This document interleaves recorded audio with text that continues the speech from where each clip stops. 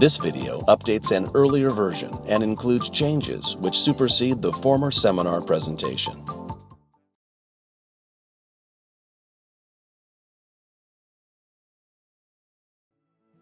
Let's talk about grounding.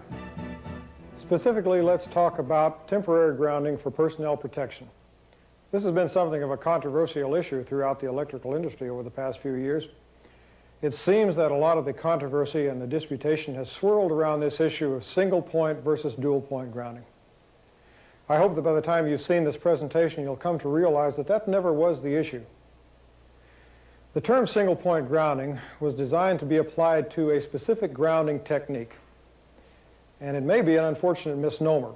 I say unfortunate because the use of the word single introduces into the issue numbers where numbers really don't need to be. There's a term that I like much better, and that term is equipotential grounding. Equipotential is a contraction of two words, equalized potential. And the creating of a zone of equalized potential is the single most critical element to be considered in any grounding program. When a power line is de-energized and temporary grounding is applied, you have certain objectives in mind. One of those objectives is to reduce the electrical potential of that line down to zero and hold it there as much as possible. The second objective is to create an exit avenue for any induced voltages or stray voltages that may be induced along the line. And you want to have a program in place that will, in the unfortunate and unlikely contingency that the line should become accidentally re-energized,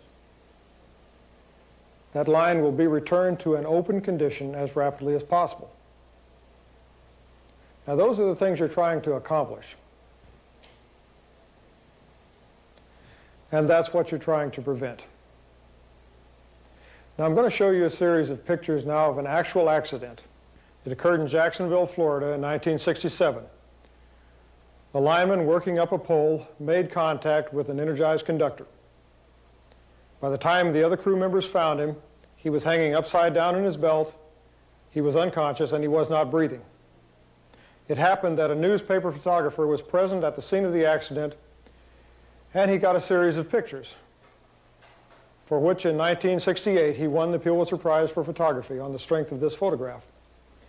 Now I'm sure you recognize immediately that that's an outdated rescue technique. Dominant thinking in the industry, and has been for years, is to bring the man to the ground as rapidly as possible and then begin your resuscitation program. But in 1967, this was a very current thing to do. And it worked. He regained consciousness before he reached the ground. He was able to assist in his own rescue. Now they have him down on the ground, they're giving him oxygen. Look down at his right foot. You can clearly see the exit wound. This is where the current left his body.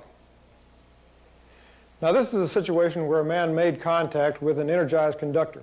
This will inevitably be the consequence of something like that.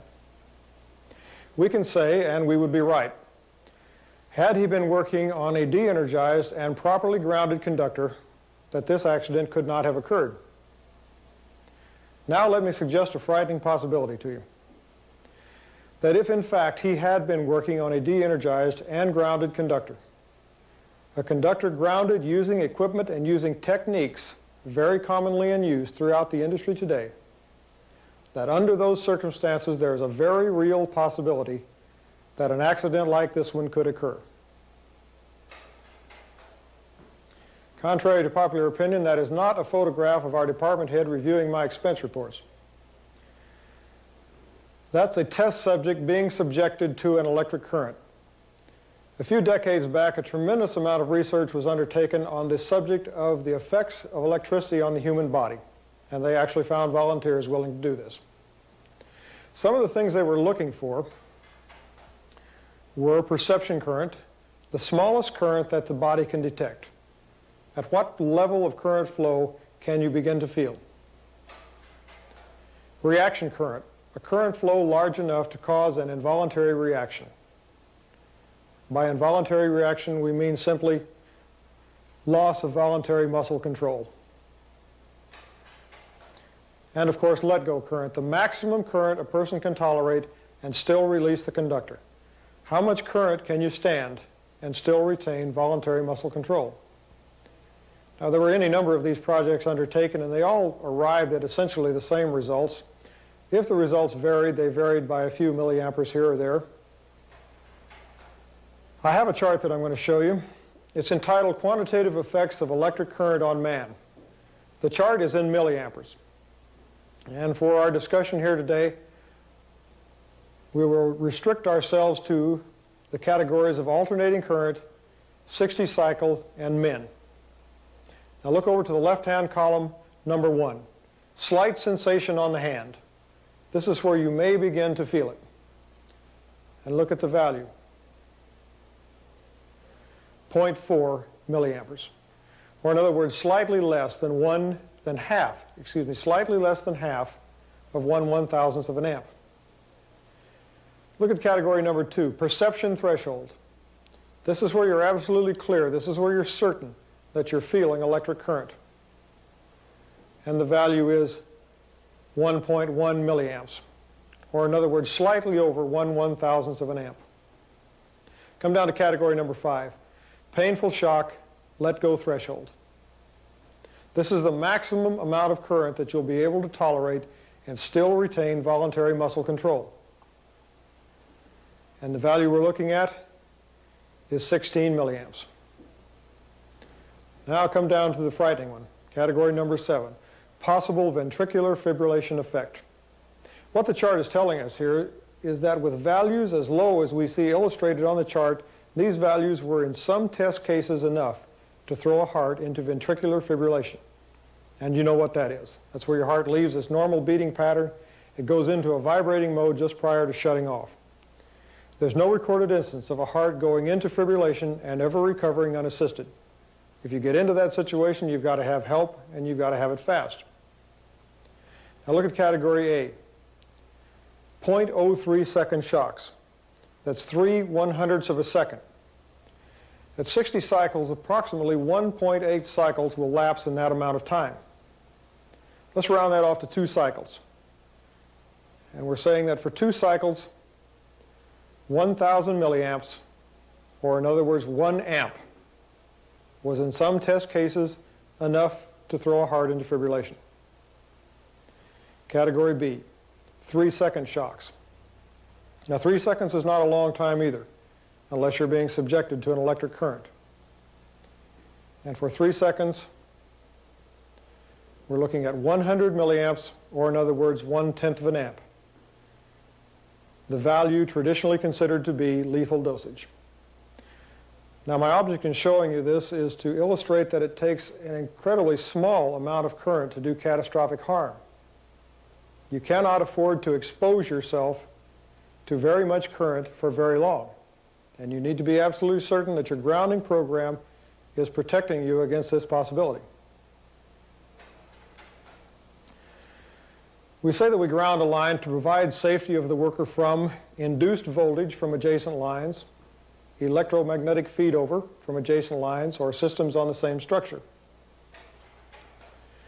a storm on another portion of the system which could give rise to a transient, that's a high-priced way of saying a lightning strike, or the ultimate contingency, the accidental energizing of a system following a standard operating procedure, or in other words, a human error. We'd like to believe that we've achieved a state of art in the industry today where this cannot and does not occur. The record clearly shows otherwise. It occurs with alarming regularity. And it has to be the chief consideration in your grounding program. You have to be sure that your grounding program will protect you from an accidental re-energizing of your system. We contend that the key to safe grounding and jumpering then is to keep the voltage drop across the lineman to a minimum. A few moments ago we looked at a chart that gave us some incredibly small values of current that could produce catastrophic harm. But before any current will flow, there has to be a voltage drop.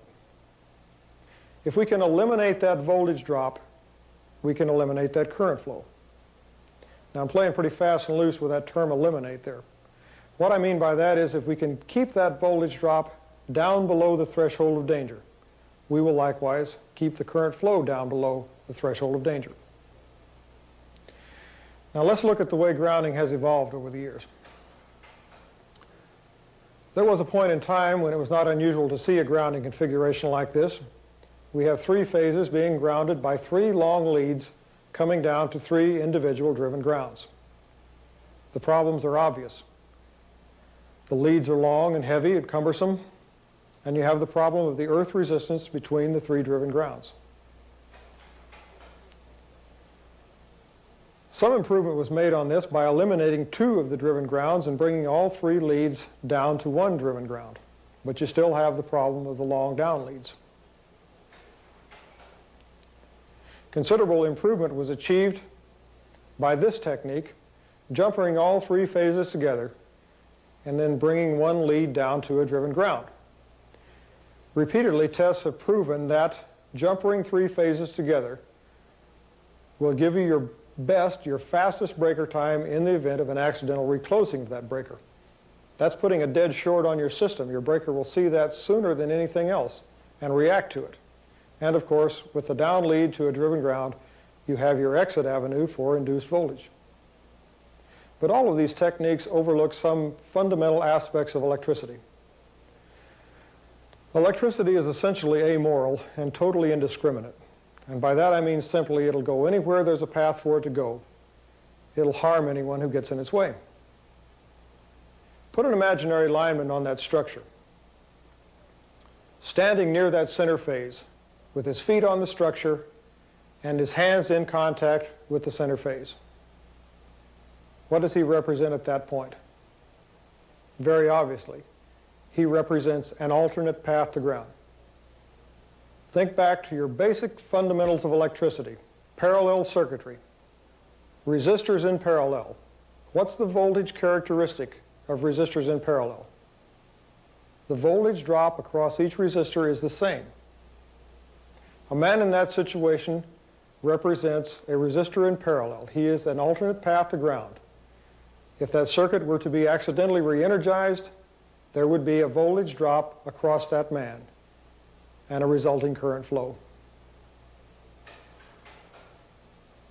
Now this slide, in its simplest possible form, illustrates the concept of equipotential grounding. Consider what we have here. All 3 phases are jumpered together. This gives us our best breaker time. In this case, we're jumpering from the center phase down to the structure, and we are bonding the lead to the structure just below the work area. Now consider what we have there. From this point of attachment upward, where this lead bonds to the structure upward, everything in that work area, every part of that lineman's body, and everything that he could possibly reach or touch is at the same electrical potential. Before you can have a voltage drop, you have to have a difference in potential. If we can effectively eliminate that difference in potential, we can eliminate the voltage drop, we can eliminate the current flow. We have achieved a zone of equalized potential, wherein everything that lineman can reach and touch is at the same electrical potential. This is the essence of equipotential grounding. I approach the issue of single point grounding versus dual point grounding not from the standpoint that one is superior to the other, but purely in the interest of illustrating some application techniques. This slide is entitled Jumpering Method of Two-Point Grounding on a Y-Connected System.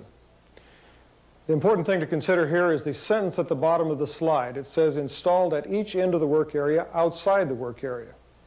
The point being made there is that this is not the structure you're going to work. We have all 3 phases jumpered together, and from A phase we are jumpered down to the neutral. But very obviously we have not created a zone of equalized potential. Jumpering method of two-point grounding on a delta connected system. On a delta system there is no neutral present on the pole, therefore we must rely on a driven ground and a lead from one phase down to and securely connected to that driven ground.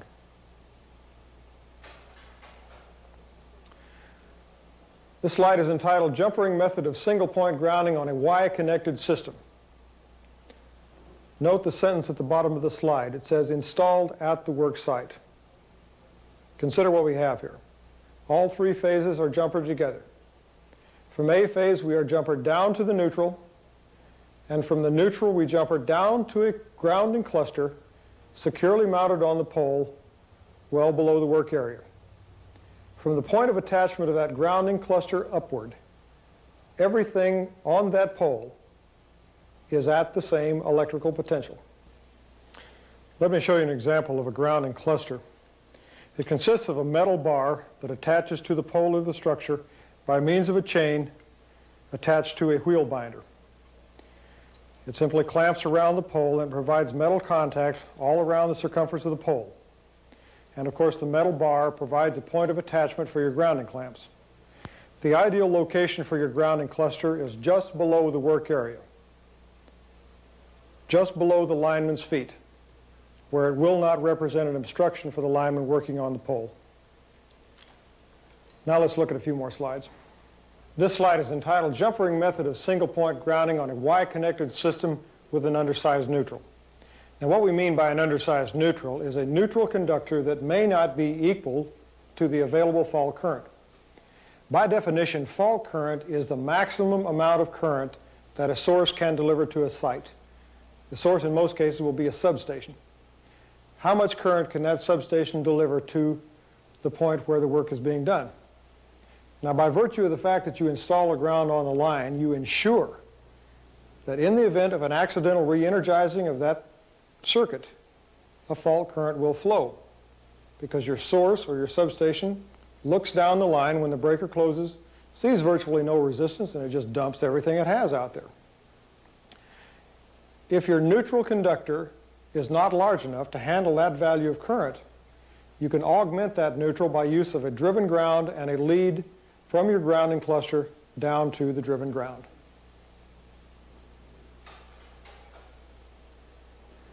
This says jumpering method of single point grounding on a delta connected system. And of course you can see we're jumpered phase to phase. From A phase we jumper down to the grounding cluster, and from the grounding cluster down to a driven ground. From the point of attachment of that grounding cluster upward, everything in that area is in a zone of equalized potential. Now this is a technique well worth considering. It says two-point equipotential grounding system on a Y-connected system. The sentence at the bottom of the slide says installed at each end of the work area. Inside a work area may also be used for single-point grounding. Now you'll notice something here a little different than you saw before. Note, of course, that we're jumpered phase to phase. And then from A phase, we jumper directly down to the grounding cluster, and from the grounding cluster back up to the neutral. The advantage of this is that it leaves us with only one ground clamp attached to the neutral conductor. As an example, if you had a fairly small neutral conductor, perhaps a high value fault current for long duration, what can happen if you have two ground clamps on that neutral? The conductor between those two clamps can act like a fuse. And of course the object of a fuse is to blow. And this can happen. Now to compound all your other problems, you've got a neutral on the ground.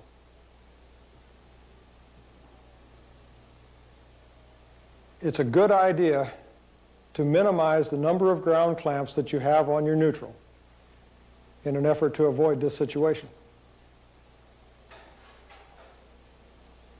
Now think back to the first slide that I showed you. And it said at the bottom of the slide, installed at each end of the work area, outside of the work area. Now, with the structure that we have on this slide, immediately one span to the left is a securely grounded pole. Immediately one span to the right is a securely grounded pole. At the work area, at this structure, all we need to achieve our zone of equalized potential is a grounding cluster attached to the pole and one lead from that cluster up to the phase.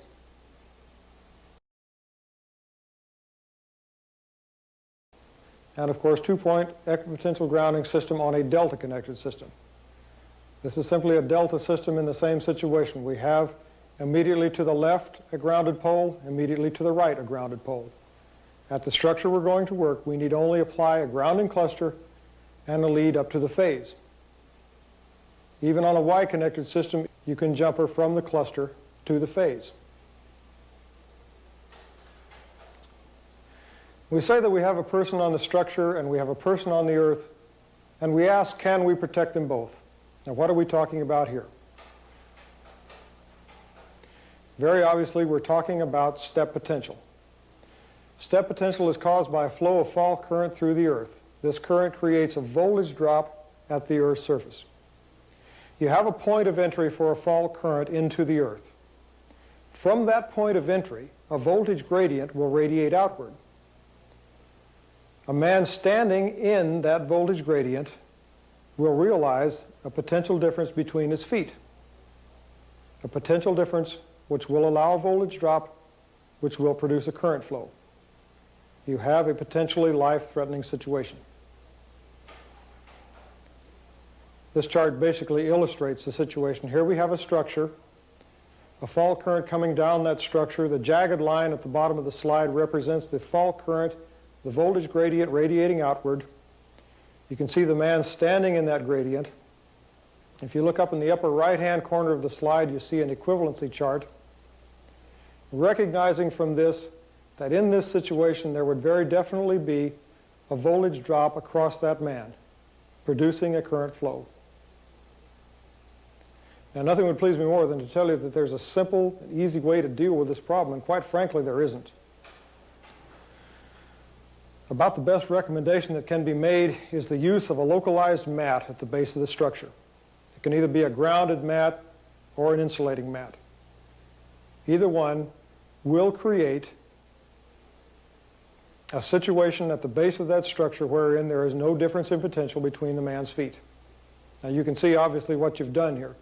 You've moved the danger point outward from the base of the structure out to the edge of your mat. And you need to be aware of that problem. Touch potential is just another expression of the same problem. A man standing on the earth in contact with the structure represents an alternate path to ground. In the event that a fault current were to flow down that structure, there would be a voltage drop across that man, there would be a current flow through him. It essentially has to be dealt with the same way.